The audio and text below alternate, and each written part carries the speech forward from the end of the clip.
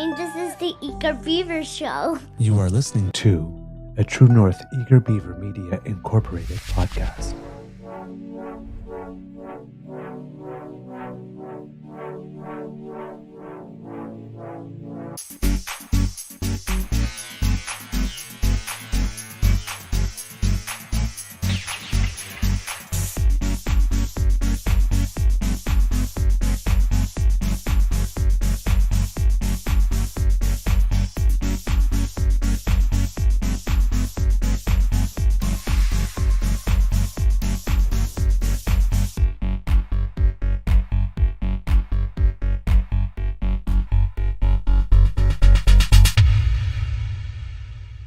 The True North Eager Beaver podcasts are proudly brought to you by our founding sponsors, the Misfit Mysteries from Corvid Moon Publishing, your source for science fiction, fantasy, and cozy mysteries featuring a broad diversity of characters, CanadianTarot.com, your uniquely Canadian online eclectic tarot community, and the Peppermaster, hot pepper sauces made from farm-fresh ingredients to thrill your taste buds and expand your mind.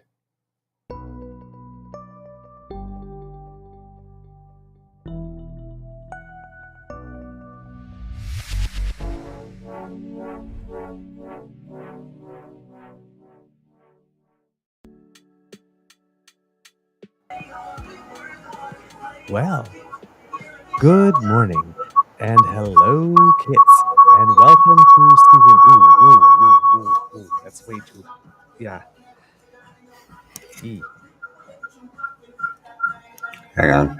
I was trying to give you the mountain town scene here, but for some reason I was getting feedback. Yeah. All right, let's try that again. Well, good morning and hello, kids, and welcome to season 4 and episode number 420 of the Daily Beaver Boarding Show here on the Crier Media Network. Or maybe I should say, on the Crier Media Network. Strum guitar. Boom. Because Mr. Grizzly is live from Alberta. Yes, I am. Very there much. There we go. Yes. I don't know how alive I am, though. It is. I did get up at 4:30 in the morning to do this. So I can't believe you're doing this. Dedication. I know. Wow. Today, I thought, let's see if we can take this on the road. I want to see how much I can take on the road. So I'm trying some new tech. I got a new wireless mic here. Oh, how does it sound? By the way, does it sound okay? It sounds good, yeah. Yeah, it's not my usual studio mic, obviously, because I'm mobile, but I thought I'd give this a go. And I did record a bunch of... It's good. Okay, so I recorded a bunch of stuff yesterday. I'll show you some pictures. I thought I'd start off with one, and then we'll jump right into the rest of it. But This is on the main street here, Connaught Street in Jasper. I thought it'd be appropriate to put that up, It's a Mr. Grizzly posing with a...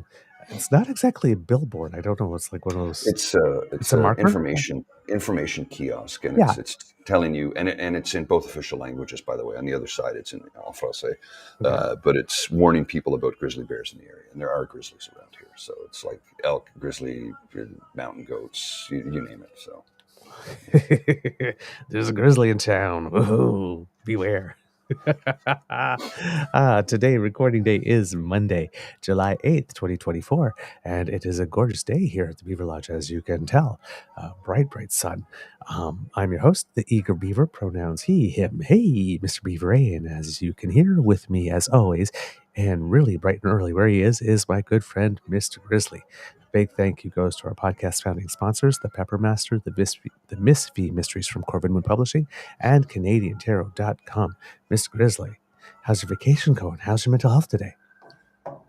Mental health is outstanding, other than the fact that I'm a little tired right now, but vacation's going great thus far. Like I said, currently in Jasper, which is a bit of a drive from Calgary. But it's all through the Rockies the whole way. So I got lots and lots of footage and photos to show you later. I just haven't had a chance to assemble them yet because, I am on vacation. Yes. Enjoy the vacation. Yeah. There's plenty of time for what I did on my vacation once you get back from it, rather than during it. Well, one would think, right? Yes, absolutely. Oh my word! But hey, and uneventful travels to get there, I would assume. Yeah, everything went smoothly. Good. No issues really, All none right. whatsoever. So And I how can't was complain. your birthday? Nothing special. I mean, really, it was. I worked all day, and then when we got home, packed. I went for a quick pint to watch a little bit of soccer, and then to the airport on the plane, and here we are. Our flight was delayed by a little over an hour, so Okay. we got here pretty late. So Mhm. Saturday morning we slept in a little bit. Well, anyway. Yeah. On our end too, but I had got, that thing when you keep on trying to make a plan to do something, and then Mm-hmm. like things just kept. I keep on thinking of that, like Roadrunner and Coyote, when they had those little like black circles that Coyote would like throw like this, and they were like these holes that Yes. things would fall in. This, and it's like somebody's just like sliding them, because when the mental health walk was done, I was done. And then a really, really good friend of mine had a play in the One Act Festival here that just took place last week, and wanted, he was missing someone, and he called me, and it's like, I really don't want to, but because you're asking, I will happily do it. Okay. Right? I won't be walking, and I will do it, and I will do it happily. I'll be fully committed. Don't worry. But only because you asked. Nobody else. Right? Because I really, Yeah. really, really, really, he's a good friend, and this, when a friend needs help, you help. So Mhm. if you can't help, you can, like this. And fortunately, because it was doing more clown work, I don't know if I had showed the pictures on the show. Yes, you did. You looked Yes, like yeah, Heath like Ledger the Joker. from Yes, The Joker. yeah. But since it was clown work, it didn't involve any lines. It was just movement, and I figured that I could do. So it was no problem. Well, I finished that, and as I mentioned on Mhm. Friday's show, I stepped down from the board of Domino Theater. So I am now literally just my work, the show, Mhm. my Beaver sweetie, my tennis, and that's all I got going on. And I've been trying to get here since about December 12th, right? But more stuff happened. Saturday, somebody wrote me and said, there's a play going on in a little town outside of here, and we really need someone who can play a hippie. Yeah, I suppose you could do that. Yes. And I've worked with this person before, and I absolutely want to say, I am really done for now. Except he let it drop, and unfortunately, I have to be cryptic, but that a certain celebrity who I actually really like Okay. It's going to be in the play. might be at the opening, Oh, okay.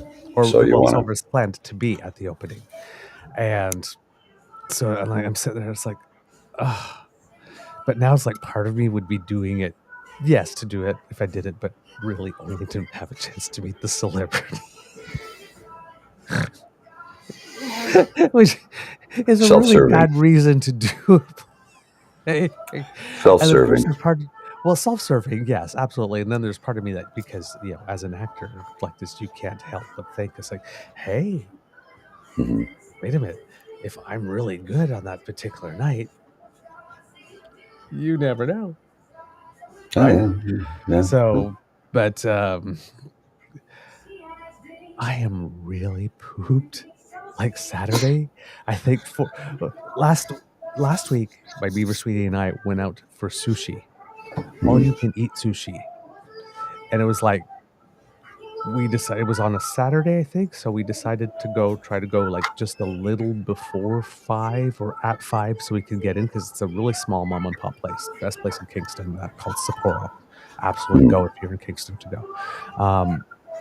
but it only has like about 8 tables, so it gets really full really quickly. We tried going once on a Saturday evening, and we had to wait for a while, and then of course, the people there that run it will stay open, and keep serving you if you're out in the restaurant when the restaurant closes. But Mhm. they like to close by a certain time, and we had basically kept them there like an extra hour, right? Okay. Not just us, but a couple of us. Right. So we don't want to go a little early, so that didn't happen. So, well, this time we got in early enough. We got there just finally. We were trying to aim at like just to be there just before 5. We got there around 5:15, and we were fine. But around the end of the meal, my Beaver sweetie was talking to me, and I was literally falling asleep, sitting down at the table, holding chopsticks. Like, Yeah, actually that's did exhaustion. fall asleep about 3 or 4 times. Like this, and he got upset with me because I wasn't listening. It's like, dude, I can't. If I'm falling asleep at a table in a restaurant, standing up, it's because I really have no control. I'm just dead tired. This beaver is tired. Okay. Oh, I have no doubt. And Saturday was like, I think at 4 different occasions during the day, I just stretched out and fell asleep. I've been narcoleptic pretty much for the last week. I am feeling real good today. I'm feeling real good today. Like I'm normally not at awake night, yet, and I haven't had coffee, so I'm I was in bed by 10 o'clock on Friday and Saturday and Sunday and loved it. I'm getting old. But yes, I am feeling much better, and with the resignation, a bit of a weight off my shoulders, breathing a little easier. Things with insurance are going well post-accident, so breathing easier on that front. So yeah, feeling good. I'm still tired. Like I can feel it in my body, but I'm not dropping, falling asleep on buses, missing my stop, just falling asleep every time I conk out, or anytime, like when we did the show on Friday, it's a 1-act festival, so there are a couple shows after us. So I went into the audience to watch the shows. As soon as they turned out the lights, I fell asleep. I couldn't stay awake. I was exhausted. that's exhaustion for sure. Yeah. So brighter, more bright-eyed, more bushy-tailed, all that good stuff. But yes, I literally, at the moment, have plans for doing nothing, and it's going to be that way for a while because I need to recharge my battery. I really was running on fumes for. I was tired before the last month before the mental health walk. And since then, I have really been running on fumes. I've been trying to keep it all together, but things have slipped. I've been making uncharacteristic errors. I like to own up to stuff, but there's lots of things that I was letting slip through the cracks and just hoping no one would notice. So Somebody always notices. Yeah, I know, but rather than saying, I'm going to have to let that slip through the cracks. So, yeah, my mental health is much, much better. Well, that's good. That's good. Yes. I'm sure mine will be great once I wake up. So, I think the coffee shop just opened. I'll go grab a coffee in a minute. Yeah. Okay, absolutely. So, long bit about that, Kits and Cubs, just to let you know, and anybody who sent us some kind messages, thank you so much. Yes, I made the choice to choose me for the next little bit, and that's what's going to be going on, and I'm not feeling guilty about it one little bit. No, you shouldn't. No. You need to get your beauty sleep. Yes, I know.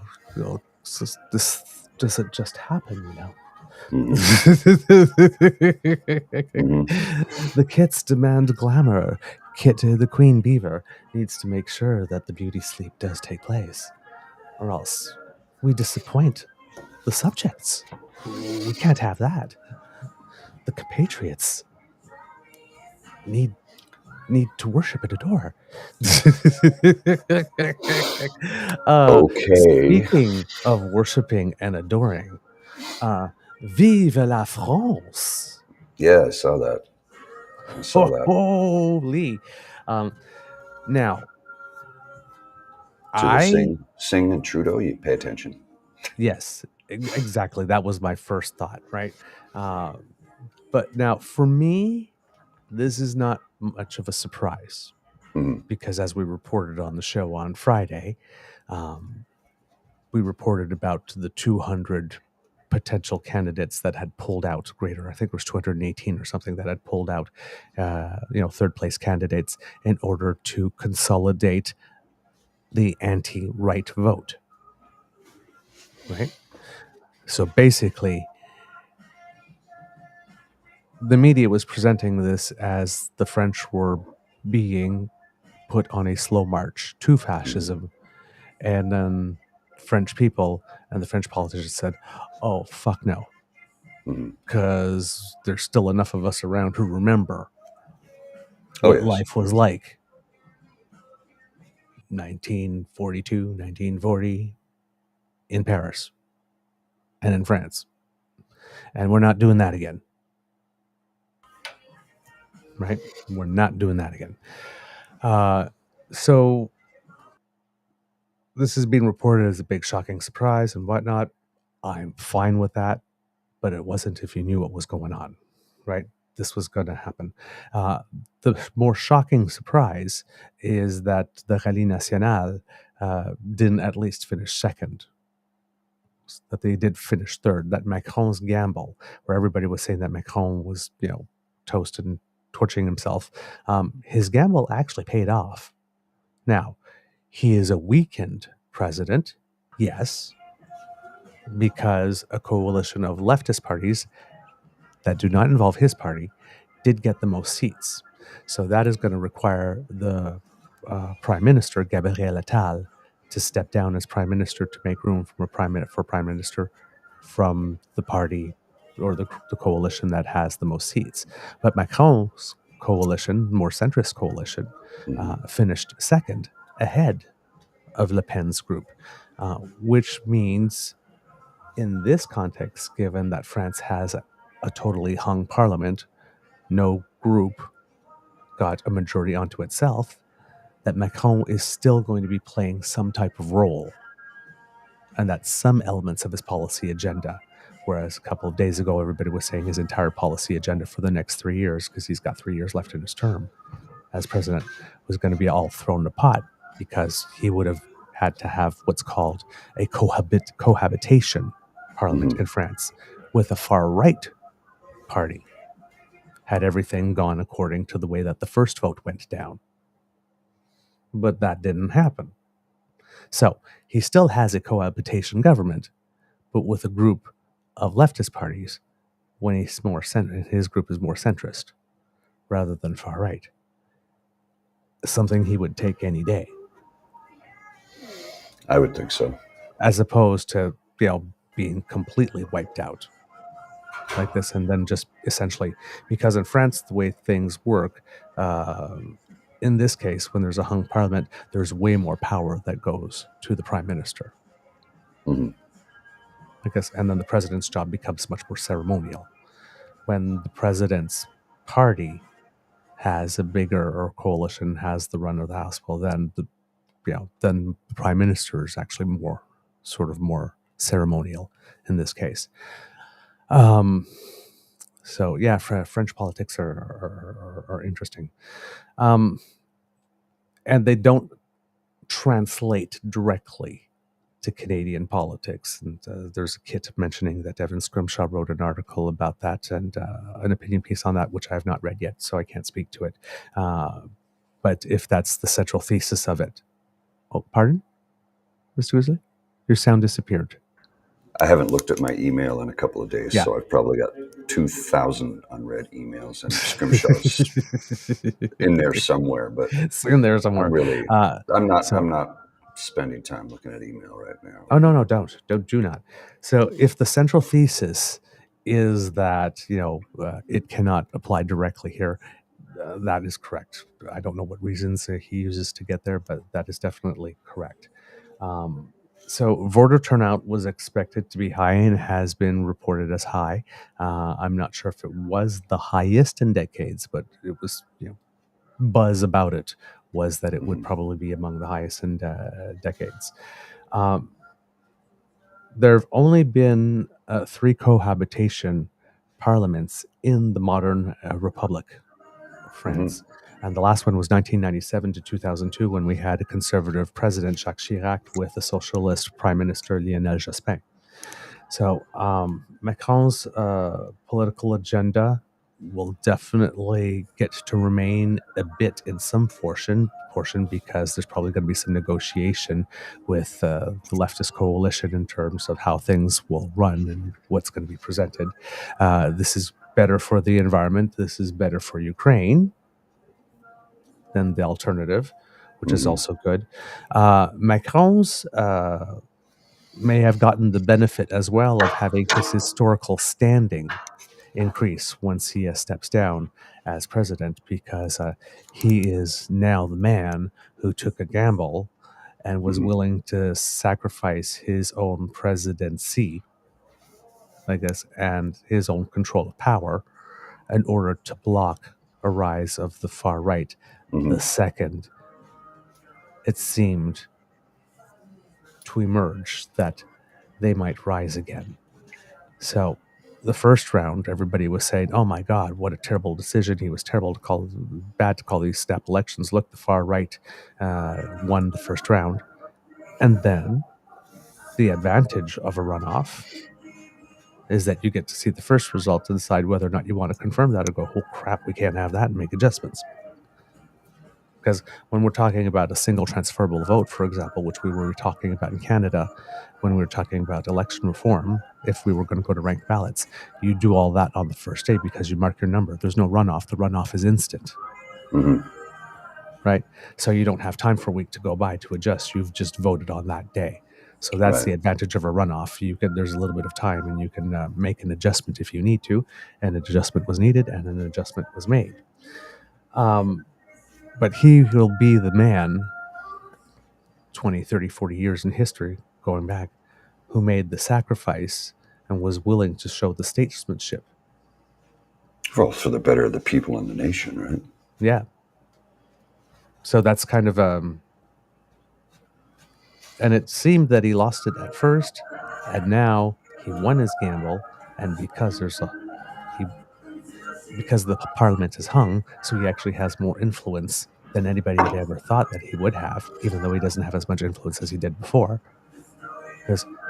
But it was you can't say it was a resounding defeat for the right, because they still emerged with about 50 more seats than they had before. But it's like, no.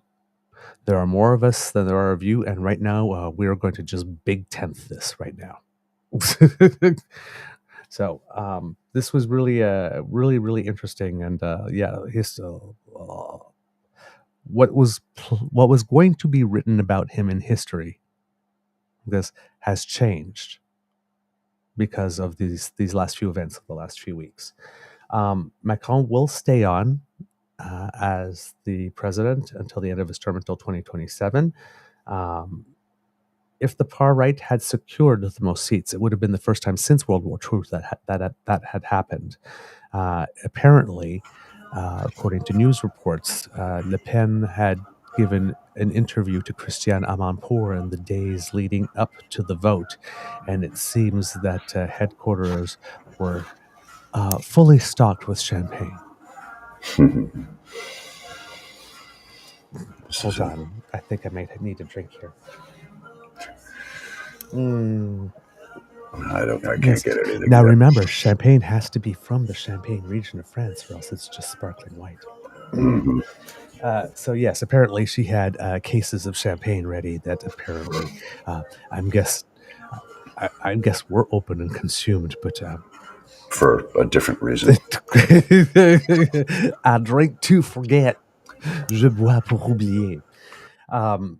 She also had, during that interview, some choice words for French soccer player Mbappe, Hmm. who had gone on the record and saying, I normally don't do this kind of stuff, but yeah, you can't vote for No, her. Them. it's terrible. Uh, and it seems that he was asked about it a second time, and instead of backing down, he doubled down by saying he didn't want to represent a country that did not represent his values. And she had a sort of a shut up and dribble or whatnot. And was like, or you don't speak for the French people type thing. Well, neither do you, honey boo boo.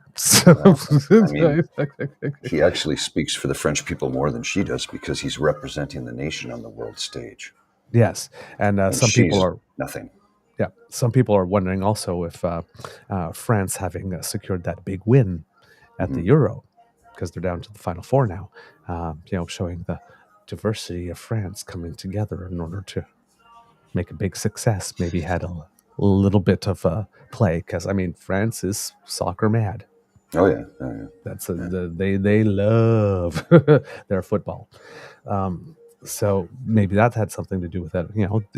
When you're writing in the press, right, you take the allegories from all over, right, and it gets all put into the zeitgeist. And yes, Mhm. at that moment, as there was a march to the far right, you had the French team that was very diverse having success Mhm. at the Euro. Right, these narratives do play out, and sports are often a proxy for Well, politics or war or compare and contrast that with what Pierre Poilievre did over the last few days during the oh yeah, parade in Toronto. we'll get to that. Like Yeah, I know, I'm not he impressed. was at Stampede, but I didn't see him. Yeah. There's a lot of people at Stampede. If you've never been before, Oh yeah. it's think of the CNE or Super X, or it's effectively that with just horse racing. Well, And I mean, rodeo that's what it is. and everything, right? Well, it's an agricultural fair Yeah. ultimately, but it's a very, very big one. Yeah. And it's the whole city. The people who don't. There's a lot of people who live in Calgary who leave during Stampede. Oh yeah. And there's a lot of people who come from all over the province and around the world and throughout the country as well. So Mm-hmm. And there's a midway there and everything, right? that's why I say it's just like the CNE. It's Yeah. a giant midway. It's mostly about the midway. Oh, okay. Yes, it's mostly about the midway. Okay. See, I thought it would have been mostly about the other stuff, and then there happened to be a midway. No. The midway is a massive draw. Like they sell it as the greatest outdoor show on earth, with the chuck wagon races, which I disagree with. The barrel racing, I don't have a problem with. Some of the elements, the rodeo aspects, sure, but it really is an agricultural fair. Mm-hmm. But the midway, it's a large midway, and there's Okay. games and win prizes and stuff. It's going to the X. It's the CNE or the Super X. Okay. See, I'd never been. I didn't know. Yeah. Oh, interesting. Oh, I'd have to go sometime too. I would like to do that at least once in my life. Go to the Stampede. Well, Smith was there. Pierre Poilievre was there. I didn't see either one of them. And my friend, who I haven't seen in a while because we go and run in very different circles, but Rana was there. I just didn't happen to see her. So. Mm-hmm. Yeah. Right. So that's it for what we have right now for what was going on in France. There was another election that happened as well, because as you remember, I think in May, the president, where's the prime minister? I can't remember off the top of my head. I should know that, of Iran, the president of Iran, died in a helicopter crash, as he was coming back from inaugurating a dam, I believe, in the northeast part of the nation, if I'm not mistaken. They had their runoff as well in Iran, and one reformist candidate was allowed to run by the group of people that get to determine who gets to run. And his name is Masoud Pezeshkian. And he won the presidential runoff election, beating conservative Saeed Jalili. Pezeshkian got 53.7% of the vote, about 3 million votes ahead of Jalili, who received 44.3%. Iran's Interior Ministry says that turnout was low, 49.8%. The elections were boycotted by a lot of people who just do not support the government in any way, shape, or form. But despite the boycott, the reformist candidate did win. Now, we have to put the caveat that in Iran, when you have a reformist candidate, it is, of all the potential reformist candidates, the one they would allow to run. So, Take that with a reformist, grain of salt. but how ambitious? Don't. And how willing are they to let him pursue anything? Exactly. So, but the one reformist candidate that Iran's Guardian Council allowed to run did end up winning. The incoming president issued a statement on Twitter saying, quote, "The election is over, and this is just the beginning of our partnership.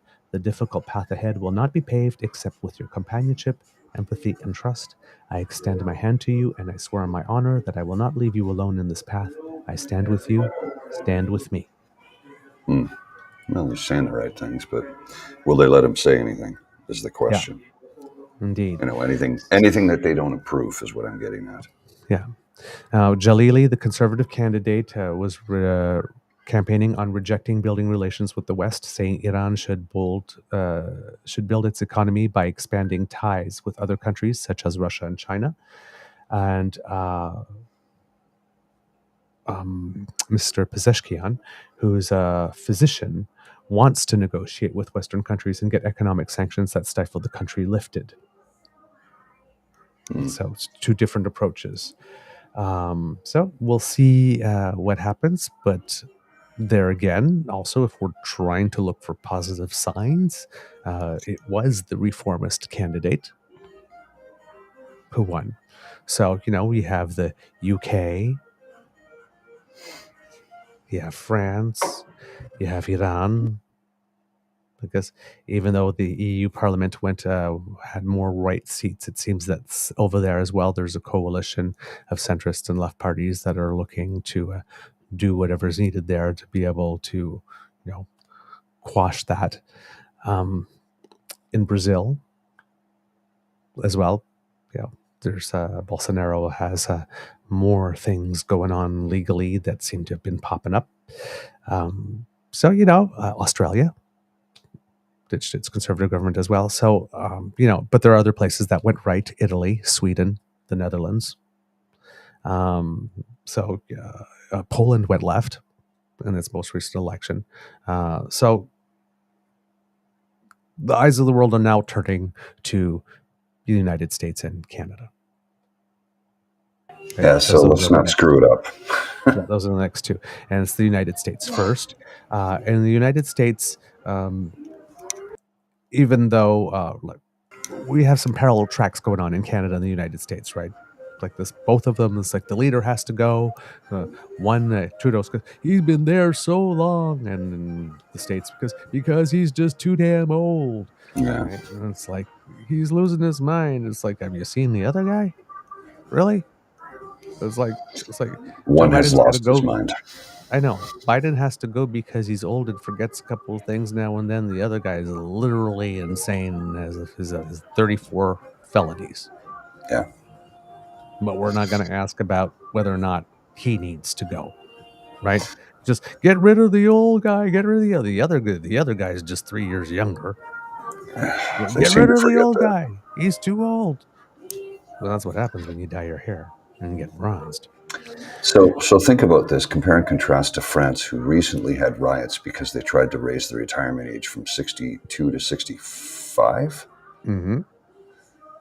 Meanwhile, in the United States of America, you've got an octogenarian and one who's pushing towards becoming an octogenarian, desperately wanting to go to work. Yes. Right. So in the States, it's like, when is Joe stepping down? In Canada, it's, when is Trudeau stepping down? Like, I remember Jean Chrétien talking about the nervous Nellies. Mm-hmm. The nervous Nellies are in full panic mode. Yes. Now, in the United States, what President Biden has going for him, that is not exactly here the case in Canada, is that they have ballot initiatives. People can petition to put votes on the ballot for things like, for example, legalizing marijuana, right? Mm-hmm. The Republicans showed the Democrats that trick a few years ago when they were voting to keep marriage between a man and a woman. They put those ballot initiatives on and they got people to come out, and then George Bush II Right. won his second term. So the Democrats picked up on that because there are 5 states on which there are ballot initiatives with regard to the right to choice. Mm. There are 11 more states where they've got enough signatures to put them on the ballot right now. So they'll be able to use those issues to drive out turnout. If people are feeling unenthusiastic about Joe, they will probably feel more enthusiastic about voting to keep the right to an abortion or taking gerrymandering power away. Measures like that. And then while they're there, well, hey, we'll vote down ballot and we'll vote for the president, right? But in Canada, we don't have that. And in Canada, unfortunately, it seems that our left, and when I'm saying in this case, right, left, and center, I'm talking not where they sit on the ideological spectrum, but relative to each other. Mm-hmm. Conservatives are on the right, the Democrats are on the left, the liberals represent the center, wherever it is. They are man-spreading on the political spectrum at the time. Sometimes it's more to the right, sometimes it's more to the left of center. But because the conservatives have gotten so far right, there's so much room. Yeah, there really is. Occupy center right from the liberals and center left from the new Democrats have gone so far left as well. Mm-hmm. Because that the center is completely open, right?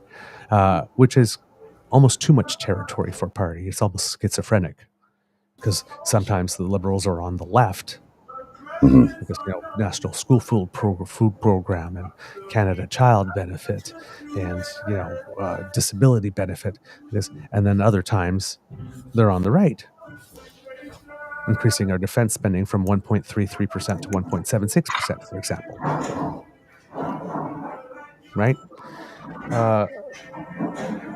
So it's hard. It makes it hard to tell a narrative because sometimes there's too many things from either side. And the thing is, as we keep on saying on the show, you need a balance of right and left. Right? You need a balance. For it to work well, you need some type of balance. Because center right, center left, hopefully, but you need some balance. Right? Let's to keep the pendulum from swinging too far. We don't have ballot initiatives. And because the way the votes are distributed to Canada, our votes are very regional. So if you're looking in Ontario, the battle is in between Conservatives and Liberals. But if you're looking in British Columbia, other than the Vancouver region, because the battle is in between the NDP and the Conservatives. In Saskatchewan, the battle is in between the NDP and the Conservatives. In Alberta, it's in between the NDP and the Conservatives. Federally. Right? So the map is set out very easily because the Liberals could very easily say, well, other than these couple of ridings here in Alberta, it's like we don't have a chance. We will not run a candidate. Mm-hmm. Yes, so New Democrats might be able to win a few more seats. Right. I guess that any party other than Conservatives from the interior of British Columbia all the way to the tip of Manitoba, like this, can win fewer than everything but 6 seats, right? Or 7 or how many it is that they get. Just make a dent in that. But we have absolutely no tradition of that in Canada. And because of the by-election loss in Toronto St. Paul's, and potentially a couple of other by-election losses that might come, right? Because there are about 3 or more that need to be declared before we actually have our election day. Well, the NDP are sort of feeling a little, whoa, wait a minute. We knew it would be close, but we didn't think they'd actually lose. Maybe that means something for us, which means they are not thinking. They are not thinking of looking at the map strategically and saying where it is that we should pull out in order to make sure that we don't end up with the thing.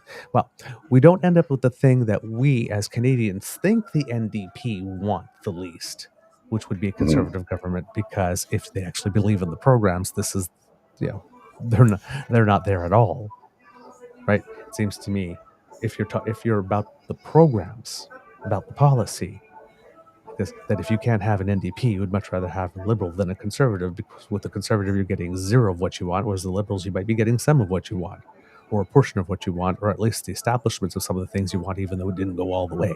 That's something that you can build on for the future. But for some reason in Canada, it seems that the NDPs would rather that the Conservatives govern than the Liberals, if it can't be them. It certainly seems that way. I mean, by their messaging and the way they carry on, the way every time Mr. Singh has an opportunity to take a shot at the Prime Minister because he's like, I'm like, dude, you guys want effectively the same thing. Why are you fighting against him, which will put the other guy in a position to win? Kind of like Andrea Horwath did in Ontario by picking on Stephen Del Duca, thank you. See how much he rated? Yeah. But she picked on him the whole time, and I'm like, why are you attacking him? He wasn't in power. This guy over here with his binder that he brought to a debate when they told you not to bring anything, the guy who's currently in power, why aren't you attacking him for his policies and what he's done? It's like you're biting off your nose to spite your face. And I just don't understand that kind of politicking. Nope, neither do I. So we have no. Now, the one thing that could give you a glimmer of hope is Mr. Singh did sign the confidence and supply agreement, which made it such that like any aspirations that the Conservative had to like some point 2 years in take down this minority government, it's like, yeah, you just put that to bed. That ain't happening. We're going to do a full 4 years like this. So one could hope that if they did that, then maybe the next step, if the polls are indicating that the Conservatives are marching to a 200-seat majority type thing, it's not necessarily something you can rule out Mr. Singh agreeing to or doing, because he has done a sort of a version of it this last time around. So that he does have the ability to see the bigger picture. But yes, our political culture is definitely not geared that way, and I think it might have something to do with, if ever there was that type of collaboration, then that would immediately bring talk of, well, why don't you just merge? And if there's one thing that a New Democrat does definitely not want to do, a hardcore New Democrat, is merge with the Liberals, right? So it's like their identity is very, very, very, very, very important. So yeah, I am not I'm not entirely unhopeful, but given how Mr. Singh seems to swing back and forth between, hey, I'm going to be helpful, hey, I'm going to take a shot, hey, I'm going to be helpful, rather than just having a consistent lane, yeah.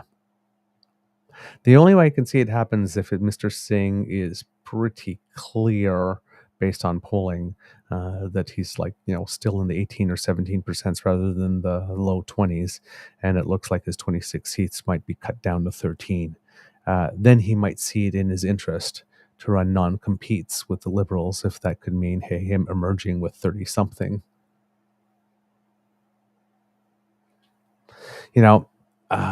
Which might allow him to keep his job. Might. Possibly. Conceivably. If he goes down to 13, no. If he makes a bold move in terms of some type of non-aggression pact in certain ridings like this and allows him to keep his 26 or even gain a few more, that might allow him to stay. So there could be a self-interest portion there too. All right. Whoops.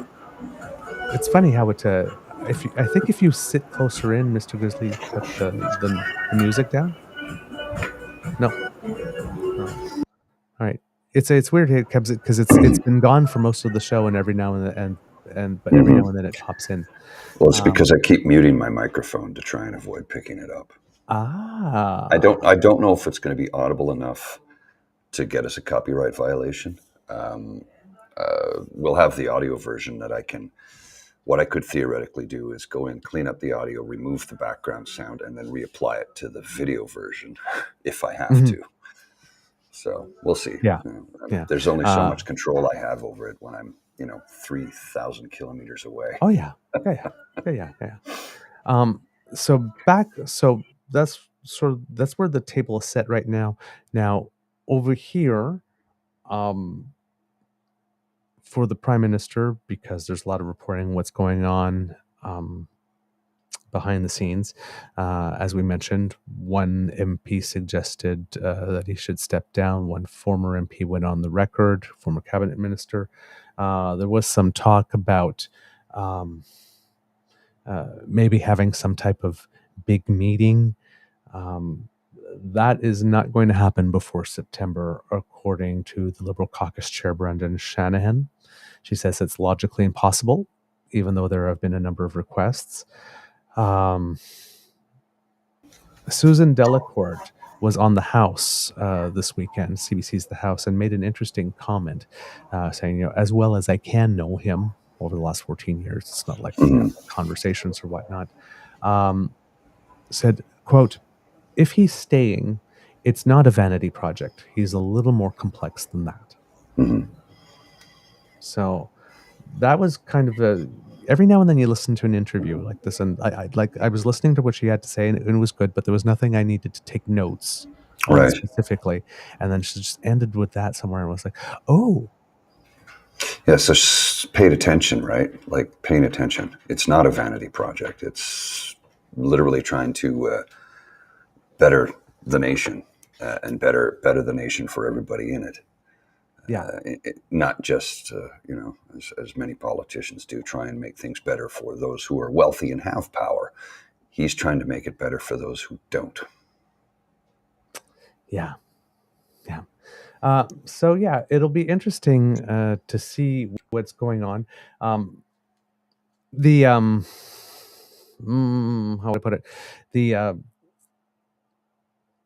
There is a mood within it, within the group. It seems that, for example, the way it's being described is that there's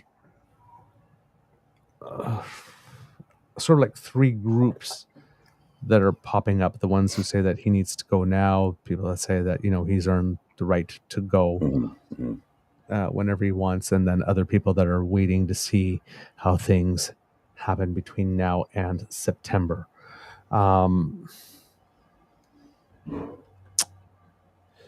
There was a Liberal insider, this is according to iPolitics, a Liberal insider who asked not to be identified, said, is the one that mentioned that these three groups existed. He said the MPs the group that says we're okay with you, but we need to see some changes. They are calling for, quote, serious, real, authentic, genuine disruption, not just minor reforms that wouldn't seriously alter the public's perception of the party and government.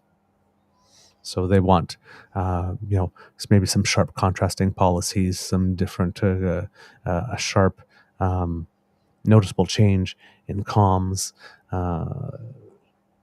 Like I said, maybe on an environmental policy, for example, maybe instead of saying, we're going to make this slight adjustment in incremental, taking like a bigger leap to make it clear, to show that you have a clearer agenda and that you're not tired, and that you have direction and purpose, and all that. But they want something.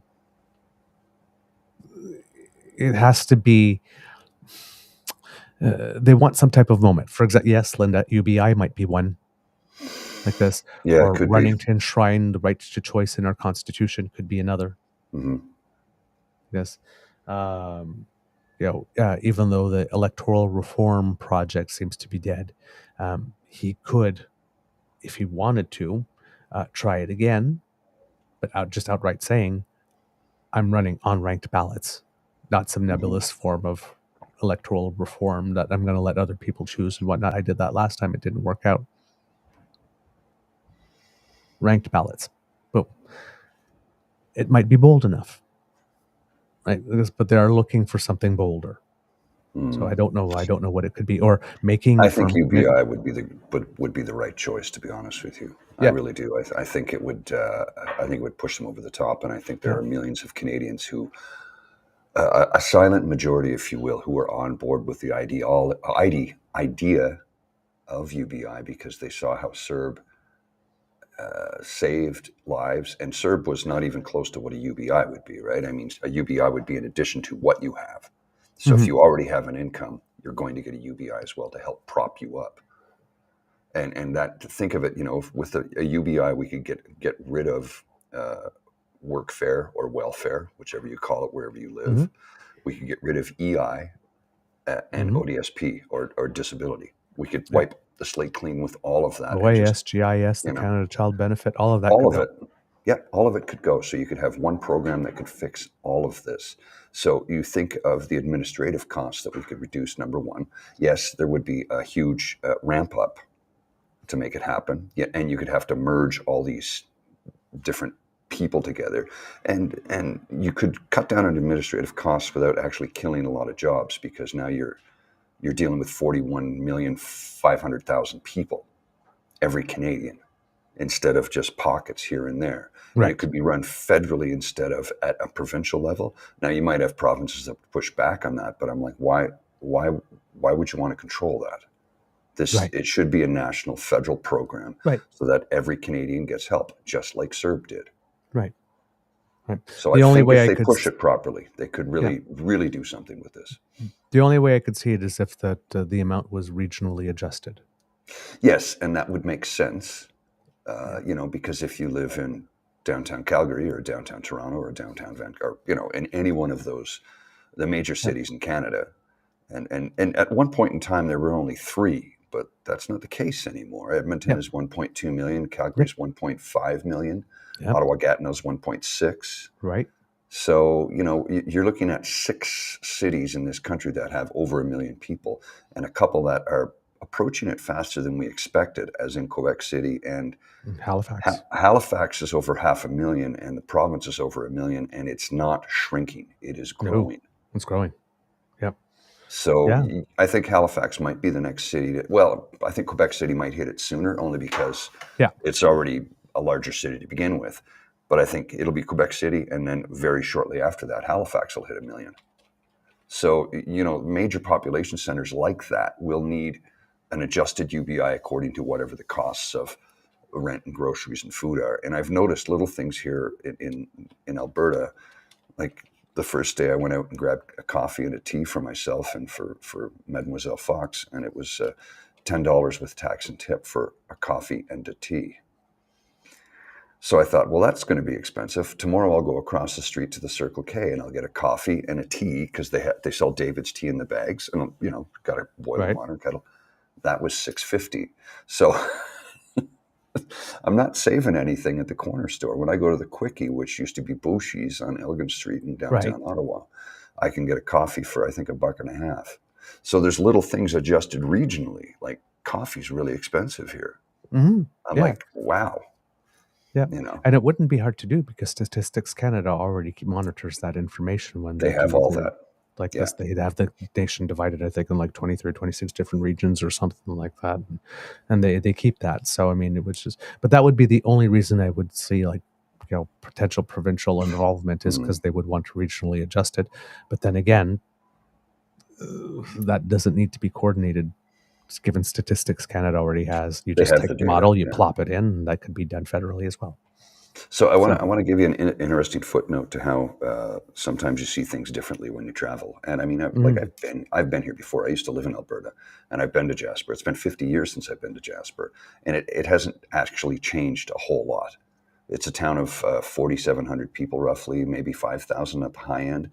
It's largely tourism, and we went for a little walk yesterday, just through the main sort of drag, and passed by 5 cannabis stores and 5 liquor stores in a town of 5,000 people. Yeah, right. Yeah. That was my sort of realization too. Now, keep in mind the liquor stores here are independently owned and operated, but there are some, and what they discovered that there's largely oligopolies where the little stores got bought up by bigger companies, and it wasn't just a provincial thing. So now you've got like 2 or 3 companies that run the vast majority. And Okay. some, like the one we stopped in yesterday, and just to check it out because it's a really nice store, it closes at 8 p.m. We're down a side street, and that it opens at 11 a.m. and closes at 1 a.m. So the hours are all over the map too. It's just, yeah, yeah. So take from that what you will. It's just I find it interesting. Huh. Interesting. I like that. Darn. I was there was an article I wanted to bring in, but unfortunately Can't get it it to is work. behind paywall. It's not great. But it would seem that if there is, when we're looking in the United States and we're looking at the media frenzy about, is Joe Biden going to step down? And in Canada, is Trudeau going to step down?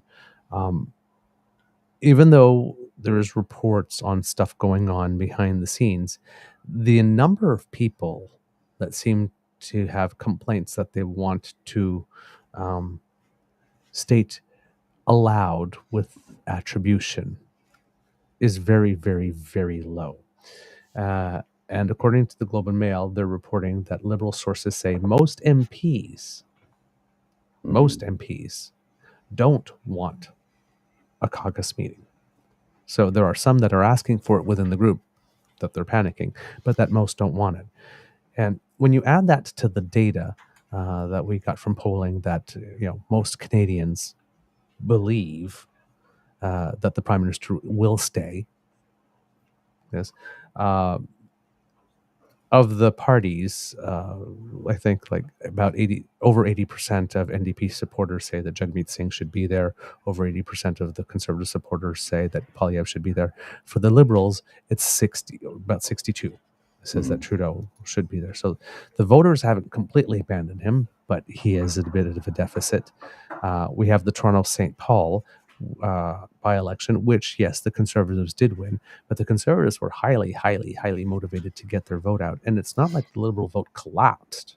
No, it was a very tight race. What was it, 600 votes or something? Yeah, 655 votes or something like that. Yeah, that difference. And there was, 78 candidates? No, 85 candidates, 78 of which were all reported to the same. It's like they flooded the zone with bullshit is what they did. Oh, yeah. That person, we need to touch on that at some point too. But yes, like 78 of the candidates on the ballot all had the same official registrar.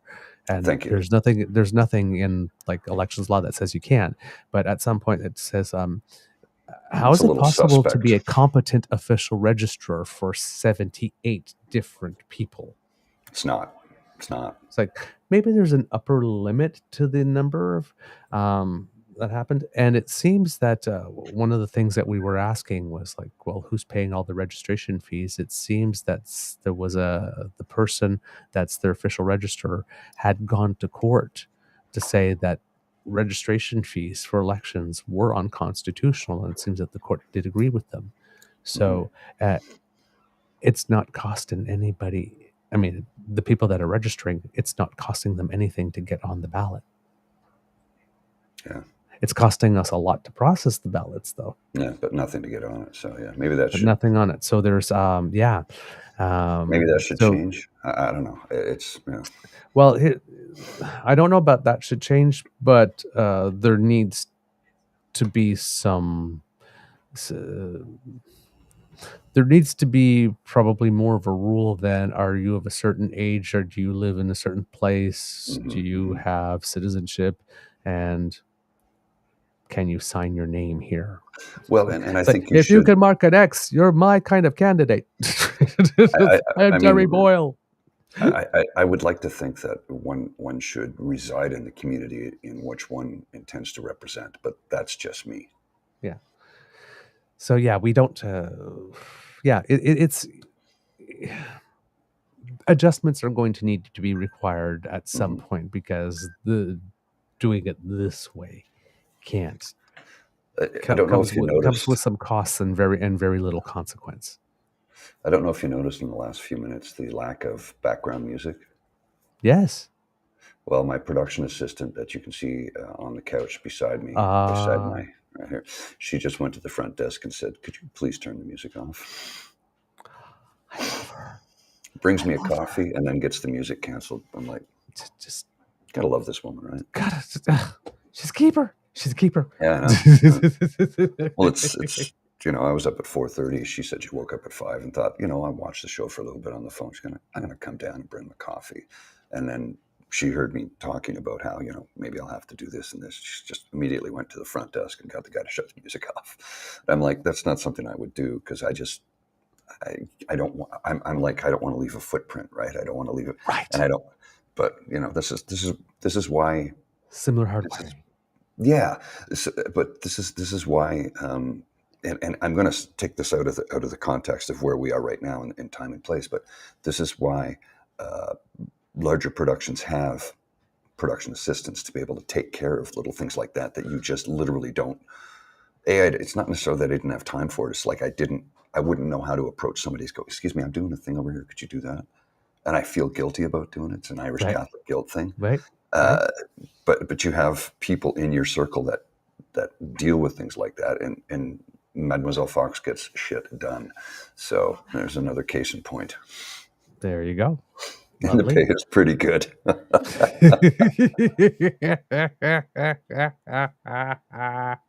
Love it. All right. Okay. Since you mentioned it, I'm going to pivot there now, and then I'll come back to the NATO stuff later.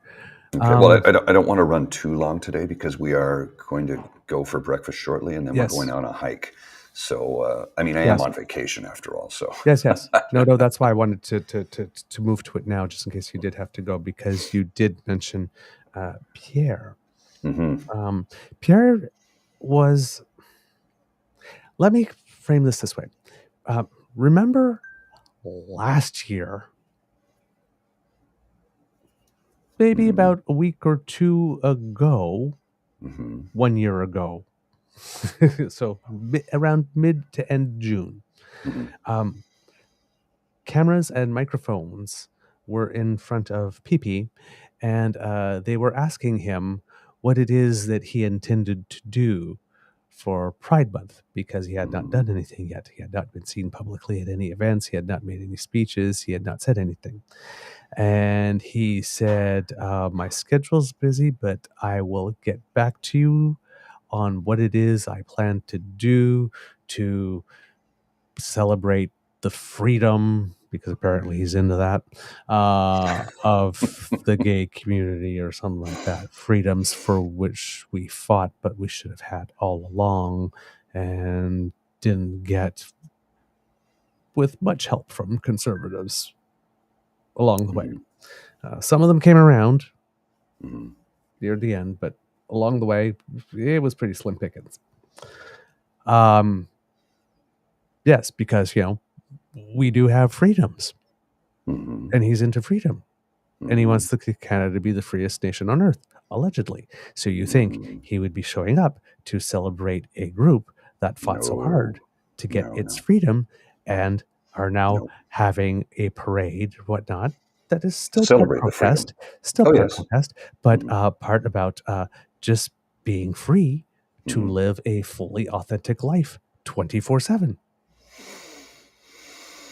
Yeah. And for those of us who never went to prom, Mhm. and for those of us who were sitting by the phone waiting for the call, Mhm. we're still waiting Yeah. for him to tell us what he would do last year. Well, this year, he hasn't been to any Pride events and hasn't said anything all month either. No, he chose to go and do something else altogether different. Except, and here's the thing that's particularly rubby, is that on the very day Mhm. of Pride Toronto, Mhm. he Biggest was, biggest parade in the country, is it not? yes, he was in Toronto. Mhm. Mhm. And he did not reach out to the community. No. He did not show up. He didn't acknowledge us whatsoever.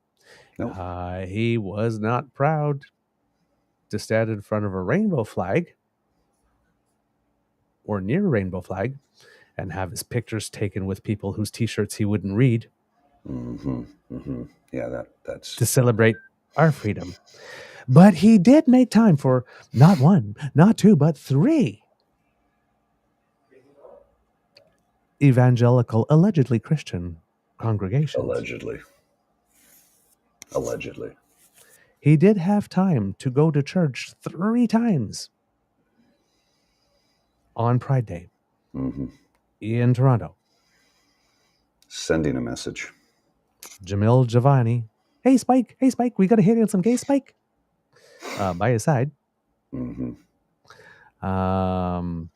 There are some pictures of him standing there with his eyes closed, like Mhm. this. Let's have a moment of prayer. He made political speeches at these Yeah, churches. in a church, that never cool. Never cool. Um, that was very weird Mhm. because that should not be happening. Nope. And like really should not be happening. And this visit, or these visits, were described by senior political journalist in Canada, David Aiken, as Mhm. being groundbreaking. Now, Well, technically, he's not incorrect. exactly. Now, at first, I'm sitting there going like, what the hell is groundbreaking about pandering to evangelicals? It's never been done before like this in this country. On a national stage by an opposition leader who could be theoretically the next Prime Minister of Canada. That's never Yeah, been done before. That is yeah, groundbreaking. Not in a exactly. good way, So, though. yes, Not everything exactly. that's So, groundbreaking is good. exactly. So his article opens, opposition leader Pierre Poilievre went to church last Sunday, not once, not twice, but 3 times, to 3 evangelical churches in the Toronto Mhm. area, where he briefly participated in the services, made a short political speech, and moved on. 3 churches are on all ridings held by Liberal MPs, and the congregants are mostly members of ethnic minority communities, which makes these visits smart politics for a campaigning Conservative leader. But observers say these visits are also groundbreakers, if only because leaders of mainstream Canadian political parties have long avoided public events with evangelical Christians for fear those appearances might become a political liability. Quote, the trick is to do that without being tarred with the brush that you are an extremist, that you are an American-style Christian right-wing ideologue, which I think is toxic in Canadian politics, said Yes. sociologist Linda Bean, the author of the 2014 book, The Politics of Evangelical Identity, Local Churches and Partisan Divides in the United States and Canada. Even Stephen Harper, a member of an evangelical church himself, avoided Mhm. public associations with evangelical Christians due to political considerations. Quote, I would say there's some truth to that, said Andrew Enns, a Winnipeg-based executive vice president at the polling firm Leger. Enns served as a Harper pollster during Harper's time in government. I think Harper made a point of not wanting to give opportunities to appointments to sidetrack the party in terms of debates that really weren't his priorities. And so I think there was that sensitivity and awareness that they needed to be smart about that and strategic. to ends, the fact that Polyev is able to campaign where Harper was not able to in evangelical churches is a significant development in Polyev's command over his party and his current position in the Canadian political firmament. Quote, it tells us that he's fairly comfortable and he's feeling fairly confident right now that he's got a message that Canadians, doesn't matter where they are, they're reacting well to.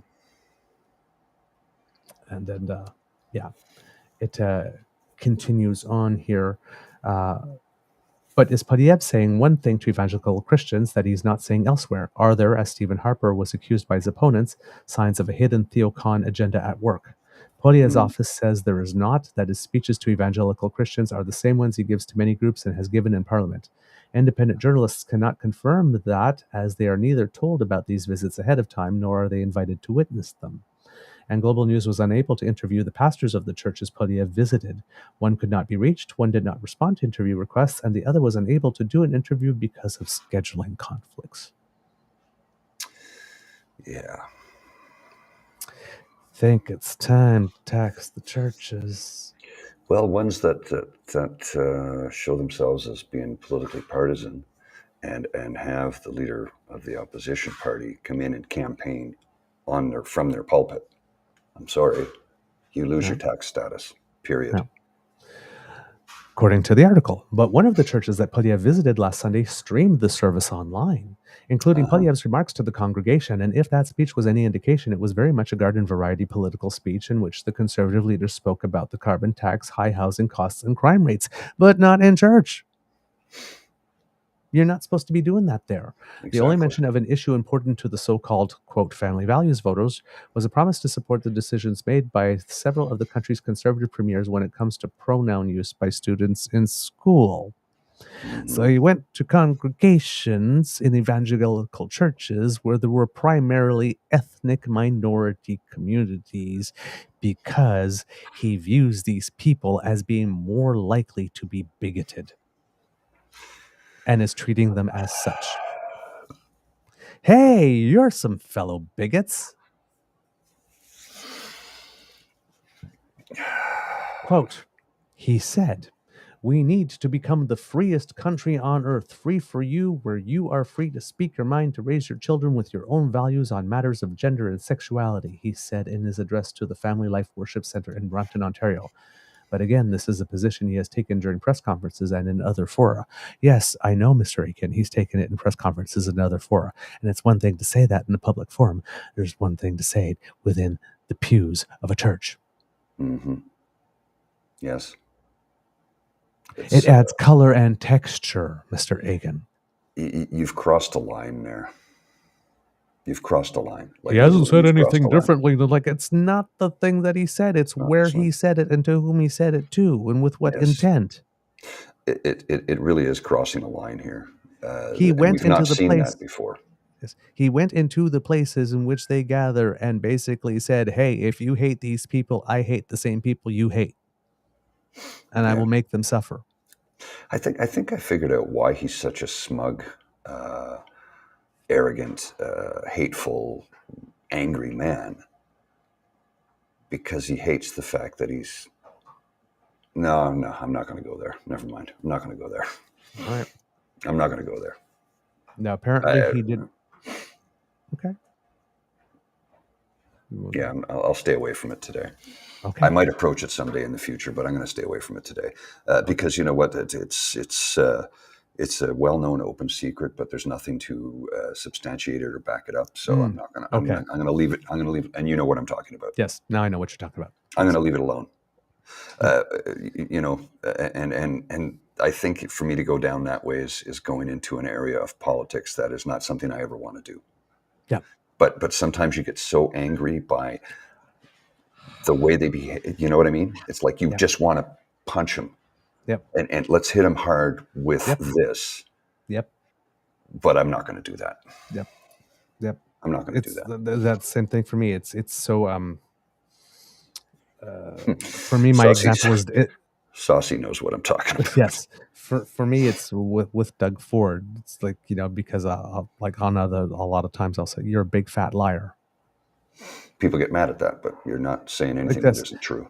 I know that, but if I say you're a big fat liar to someone who's thin, yes, that's one thing. but because Doug Ford is the size that he is, and we don't want to body shame and whatnot, Oh, yeah. like this, but just like every now and then, Mm-hmm. it's just, and even like other ways, like, it's like, I've never made a comment about like, it's like, this man who clearly has never missed a meal Mm-hmm. when talking about starving other people of funds. Yeah. Right. So but I am petty like the average person like this. And oh boy, We're only have I human. ever wanted to many times. We're only human. But, we're only human like this. But again, there's a certain, you don't want to be that, if you don't want to be that kind of show. Mm-hmm. Then, right.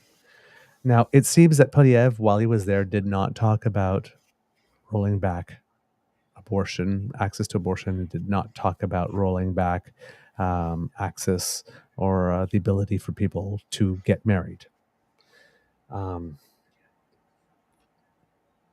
But some people say, hey, well, he didn't do that, and you can believe him or not like this. I don't believe him.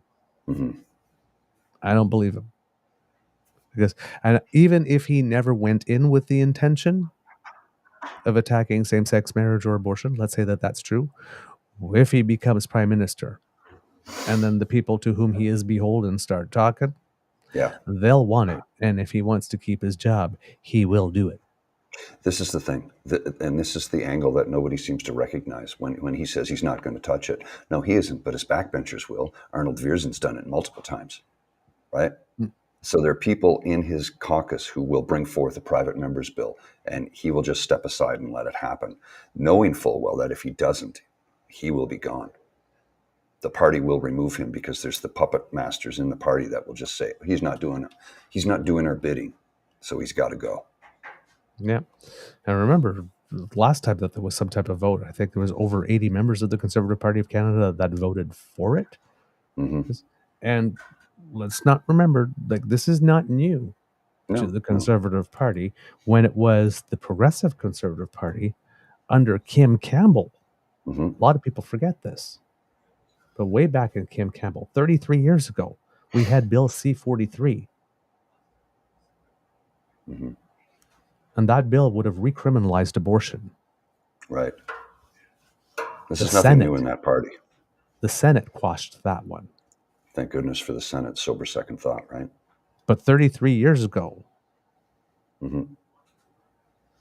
the party from which this one emerged, the ashes Mm-hmm. from which the current party emerged, mm-hmm. was ready.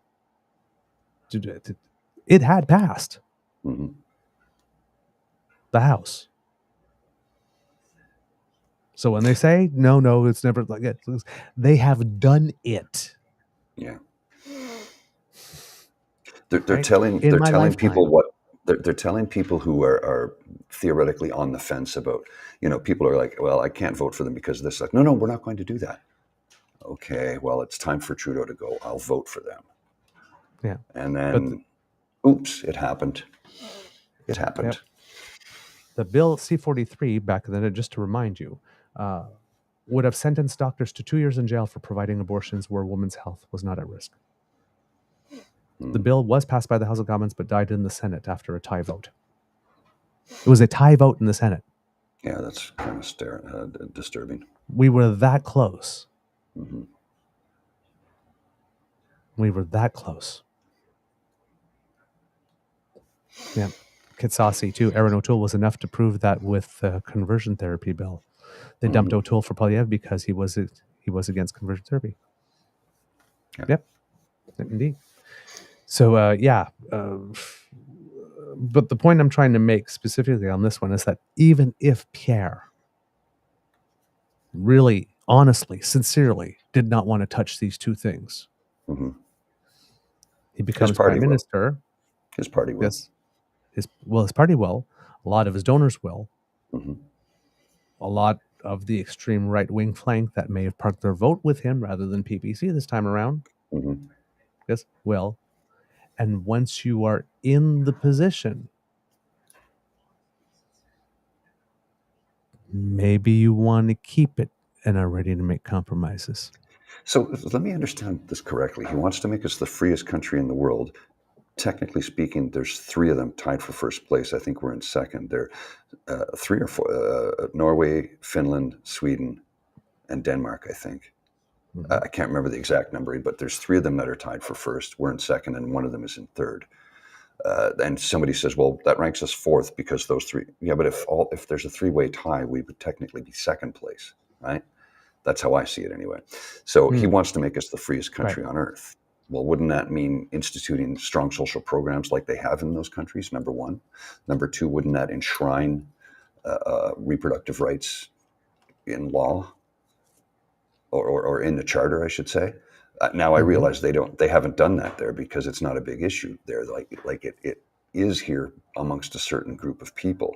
But if he talks about making us the freest nation on earth and he's taken away a woman's right to choose, isn't that restricting freedom? I mean, I'm not that smart, but I think if you put two and two together, you're coming up with four in that one.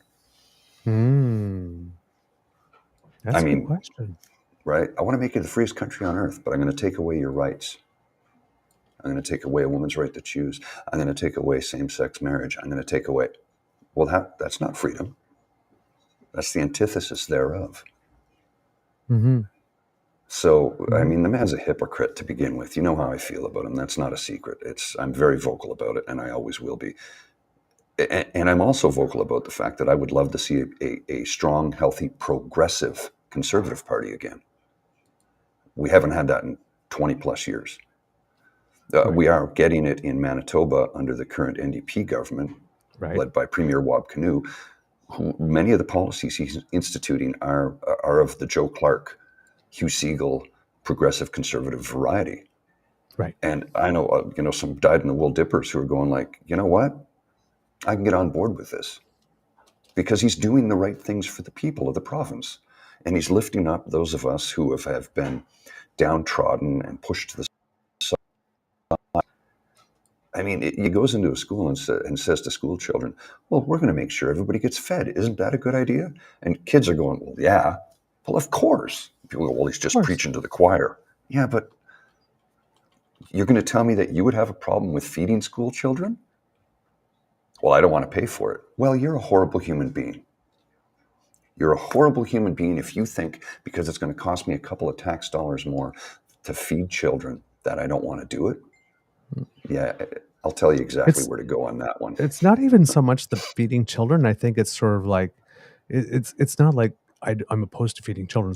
I don't want to pay to upkeep somebody else's child. Yes. Right. It's like blaming the parents for not doing the job of feeding the children. So it's like I would rather the child go hungry than help a parent. Well, and child, right? Rather than it's like nobody's out there saying like let the children starve, but it's like I can't believe I have to pay to feed your children. It's like we all the last time your child went to the hospital, we all paid for that. Yeah. The last time your child rode a school bus, we all pay for each other's children. What the hell?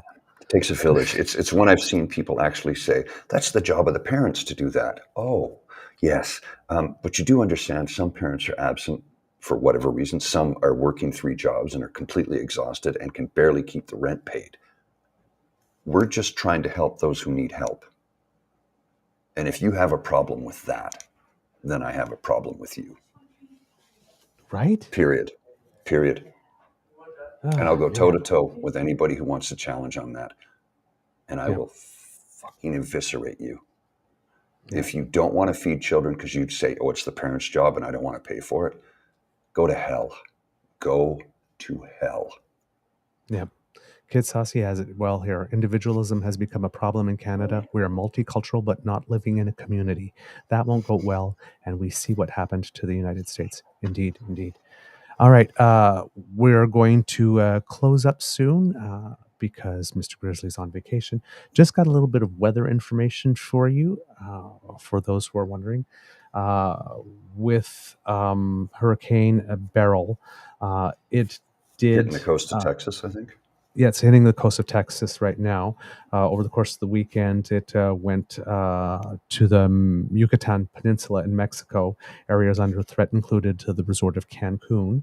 It was a Category 5 when it started, but when it hit the Yucatan Peninsula, it had slowed down to Category 3.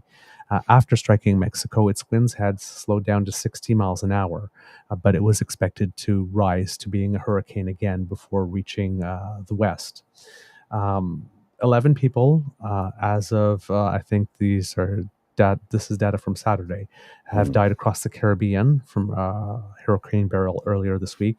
Mexican officials say there were no deaths from the storm in Mexico. In Jamaica, they are in early stages of what's likely to be years of recovery. Prime Minister Andrew Holness, speaking to CBC News, said, quote, "We certainly escaped the worst, but we have sustained significant damage, serious damage. Many vacationers had trouble leaving the airport." They did escape the worst of it, though. Yes, they did, because it didn't make direct landfall on it, Thank but they still goodness. got all the winds and the surges. There's a And lot of everything. damage, no Oh, yeah. question. Yeah. Disaster declarations have been made for dozens of localities along the Texas Gulf Coast before the storm hit, and it did gain power again. Landfall was expected early this morning with torrential rains, gale force winds of 130 kilometers an hour about, and storm surges of at least 7 feet. Greater than 100,000 people are without power. There's widespread flood warnings. Apparently, it hit south of Galveston, Texas. Galveston, Texas, I should say. Yes. State of emergency has been declared in 121 counties. There are greater than 7 million people who are under tornado watches at the moment. Schools are closed. Oil producers have ceased production. And the U.S. Coast Guard have closed ports in Houston, Texas City, Freeport, and Galveston. Still no word yet from where it is that it will travel from that point on, whether or not it will die out there in the Gulf Coast or keep moving up the Atlantic coast. So I'm keeping my ears open for information for that for you kids. If you are in Western Canada, you have a heat alert coming. Temperatures are soaring. There are warnings for at least 24 regions across British Columbia and Alberta, predicting highs in the 40s. 33 last night. It's going to be 35 today. Here's the funny thing. Once the sun sets, it cools off immediately. It was 4 degrees this morning. Oh my. So there's a 30-degree drop. Yeah. Yeesh. Oh, and also the sun sets sometime around 10 o'clock, so it's about 10:30 before it gets dark. It got quite a bit further north. So that throws you for a little bit of a loop, right? Yeah. And as you can see, the sun is just rising over the mountaintop here. Yeah. I remember that when I was a teenager, the first time I was ever in Thunder Bay, I was calling home. It's like, it's still light out. It's 10 o'clock. Well, and when I lived in Cold Lake, which is a little bit further north, it would be 11 o'clock before, it would be dusk at 11 p.m. So going to the drive-in when I was a kid in Cold Lake, the film started at dusk. Well, it was 11:30 by the time it was dark, and then I was out by light. So I didn't see a lot of movies at the drive-in in the summer.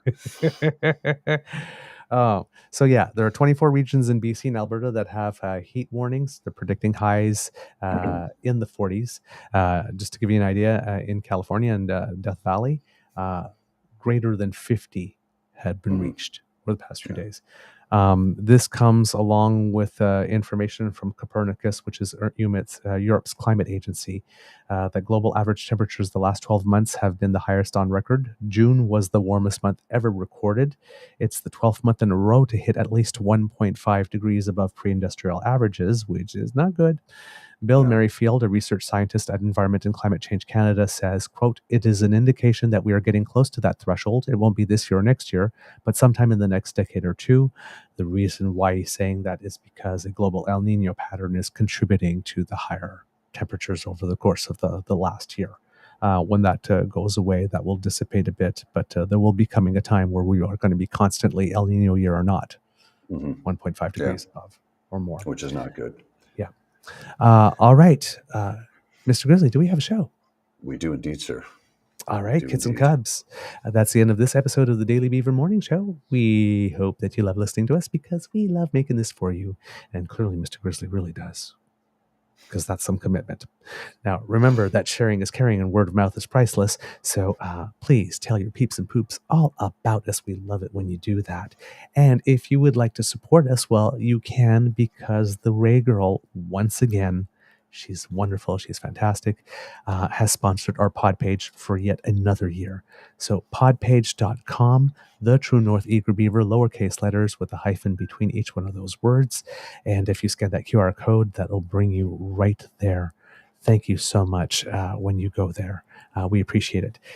If you would like to go to the True North Eager Beaver Media Incorporated YouTube page, we've crossed 4,100 subscribers now over the weekend, so thank you very much.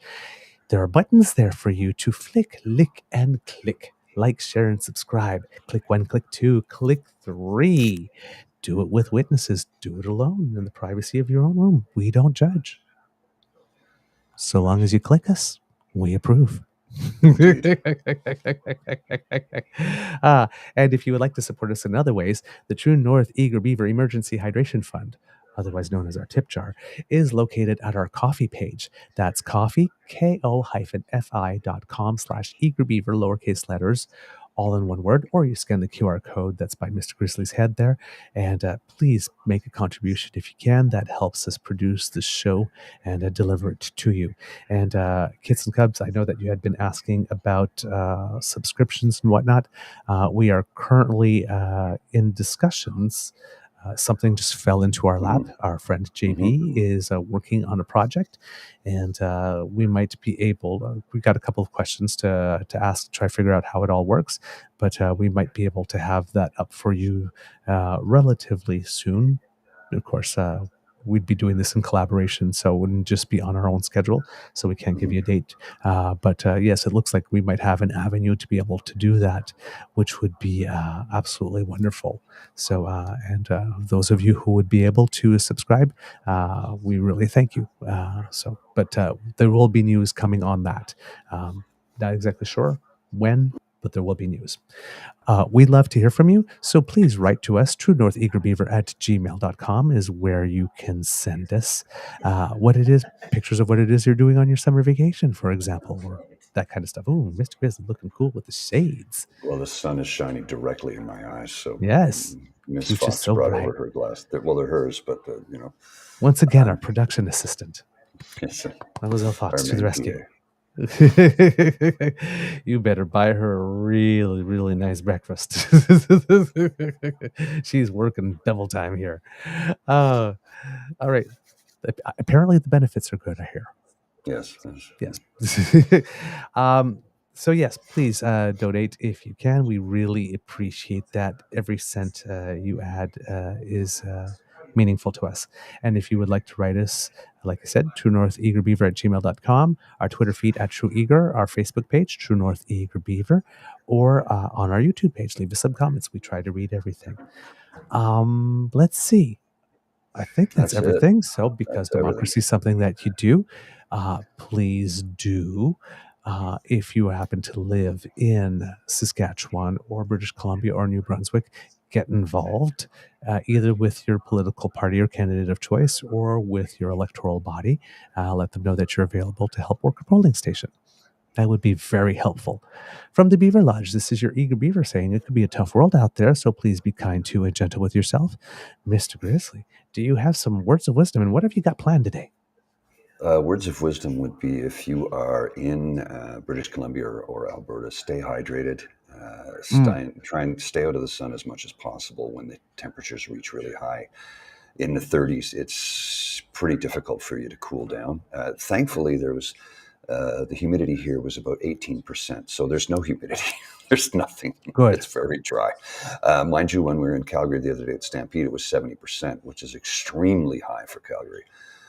Normally it's so dry that you're just going through moisturizer constantly, but that was not the case the other day. Now, when we get back, I think that's going to be the case. But anyway, we are going on a hike, and I'm going to try. I want to do something I did 50 years ago with my dad, which is take the tramway up to the top of Whistler Mountain, Yeah. because it's about 2,500 meters, so somewhere around 8,000 feet.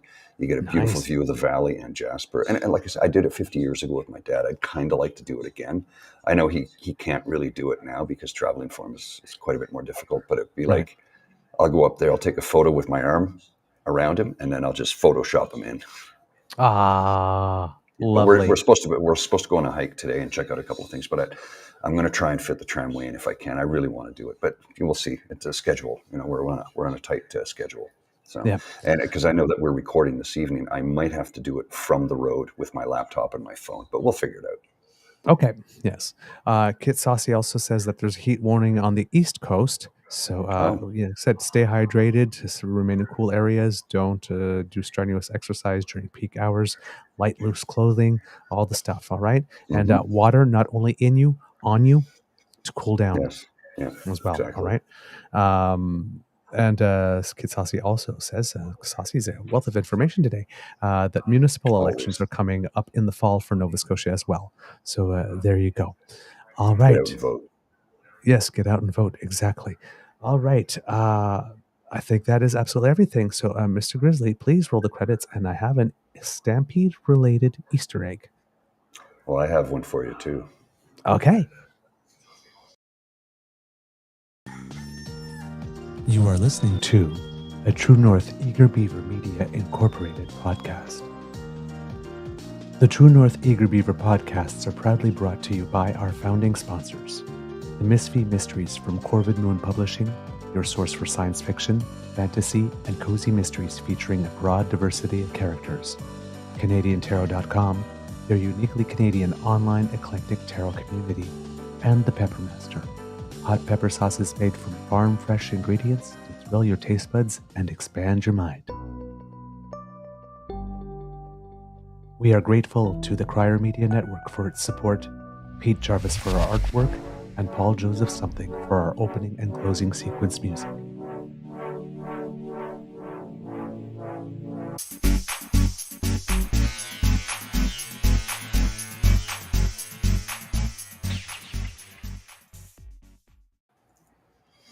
All right, Mr. Grizzly, do you want to go first? Yes, I will run this for you. This was from Calgary Stampede just on Saturday at Elbow. I forget what it's called. Anyway, it's just about 50 seconds of video I shot of something we attended.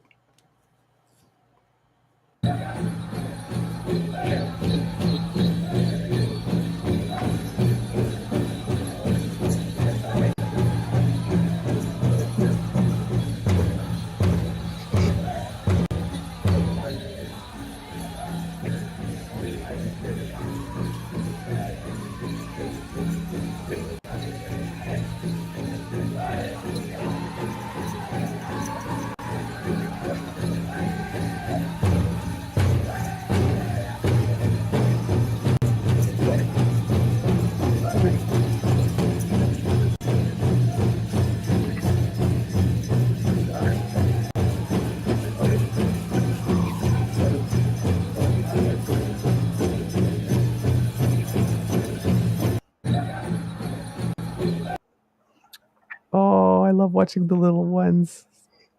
Yeah, they're quite adorable. They're so adorable. They really are. I'm glad you mentioned that. Kit Saucy, saw your suggestion. I did create the tweet so that everyone can sort of identify themselves to have a roll call so you can all find each other on Twitter. I just send it to Mr. Grizzly and he'll post it in the chat. Right there it is. So you can all click on that and that way you can find each other. My Easter egg is related to yours, actually. It seems that the parade marshal for the Stampede this year was actor Owen Crochu, who started his career as a stunt rider. Cool. And his family has deep family roots at the Stampede. He and his dad, Chris, finished setting up a family teepee at Elbow River Camp on the That's where Stampede we grounds. were. Elbow Yes. River Camp. Yeah. There we go. As part of a tradition celebrating Indigenous culture that dates back to 1912. Quote, I grew up in Calgary. I I grew up with the Calgary Stampede, so getting a chance to lead the parade as the parade marshal is a great honor for me. In the long line of Stampede parade marshals, Crowshoe might be overqualified because he's an emerging actor from the Pagani Nation, and Southern Alberta, but he got his start in the movie business as a stunt rider, following in his dad's footsteps. They were both in the Oscar-winning film The Revenant. Oh, cool. Yeah, it was filmed here. Yeah, indeed. So apparently actions and stunts and all that kind of stuff got him interested in the industry, and now he's taking on other roles that are not only stunt related. Awesome. So that was absolutely fantastic. His dad said about it that he's not really shocked at all of his son's accomplishments because he's the person that follows his dreams. So there you go. Just want to give you an ad because that's where we were when I filmed. So it's a bit of a mini powwow, if you will. We went. There were several teepees set up, and some of them were open. You could go in and talk to the folks inside. And I was, I've always heard about how the teepee was a very temperate. So I walked inside. It was like 33 degrees, and we're just roasting in the sun. You step inside, and it's at least 10 to 12 degrees cooler because of the way, like literally the way they're naturally engineered. There's the vent at the top, and the cool air would just come down in and blow out the front, and it was very comfortable. And you're in the shade, so it was great because first time I'd ever been in one, and it was really cool. So we had some interesting conversations with some of the folks that were there, telling us about how, Truth and Reconciliation Commission and what needs to take place, and I just said, I looked at him, I said, we, pointing at myself, have a lot of work to do. And he was like, thank you for acknowledging that. I'm like, no, 50 years ago they weren't allowed to leave their community. Like, you're on this res and you can't leave. It's like, what? We had apartheid in this country, for those of you who are not aware. That is fact. It is true. It is true. If you are, I have a picture of him here, actually, if you would like to put it up. And if you are looking, if you think that he looks familiar, he might very well be if you are watching the series called Horizon. Because he's one of the co-stars. Very cool. Owen Crowshoe. There you go. All right. Awesome. All right, I got to go. Have a beeferific day, everyone. See ya. Oh, yes, Copa America semifinal tonight, Canada versus Argentina. No, tomorrow. No, that's tomorrow night. That's Tuesday night. Tuesday, tomorrow Tuesday. night. Yeah, tomorrow night. Yes. But yes, go Canada, go. Woo! See ya.